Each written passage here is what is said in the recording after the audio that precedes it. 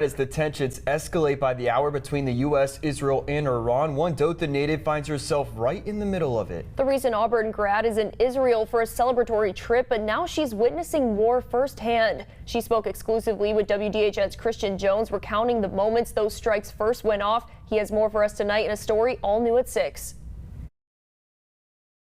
What started out as a simple graduation trip quickly turned into an all-out nightmare for one Wiregrass woman. It is the most terrifying thing, being in the middle of sleep, like a deep sleep, and then you hearing like 2 or 3 different alarms just jolting. I mean, waking you up, and it's like, oh, it's go time. Like, you've got to get down into a shelter.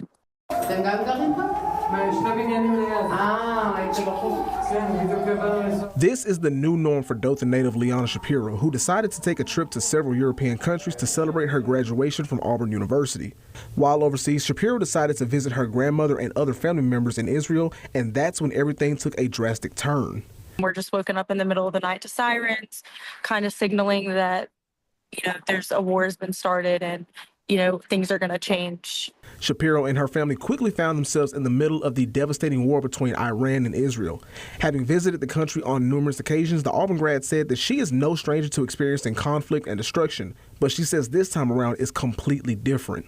Iran sent 200 missiles into Israel, and so when we first had to go to the shelters for that, you could hear the bombs like dropping, you can hear them being intercepted. It's just like boom, boom, boom, boom. And that is something that I've never heard before. Shapiro explained that since the start of the war, there have been several instances where people were warned to get into a nearby bomb shelter, saying they recently had nearly 10 alarms in one day.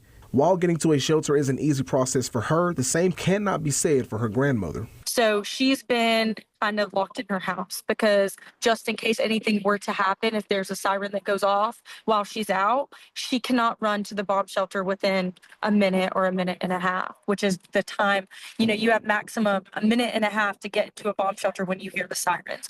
Given the severity of the situation at hand, Shapiro said that once it is safe for everyone to exit the bomb shelter, she resumes her daily routines just like everyone else. She explained that for the native people of Israel, conflict and acts of war and terrorism is almost a normal occurrence. It's not like you would think. It's like this is kind of a part of life here, is kind of adapting to these situations. This morning at about midnight, we were woken up in the middle of the night. There's alarms on our phone. There's alarms in the sky, and they're like, go down into the shelter. Iran has launched missiles. So then we wait until the all clear. That could be 30 minutes. That could be an hour. A lot of these bomb shelters have food and water, and they're kind of nicer, more comfortable. And then you go back up. Shapiro said that she has been in contact with U.S. officials, but at this time, she has no immediate plans on leaving the country. Thankfully, we have such a good defense system, and we have such, like the civilians are the highest priority. So it's honestly pretty safe, but whenever there's time to take caution, you have to take caution.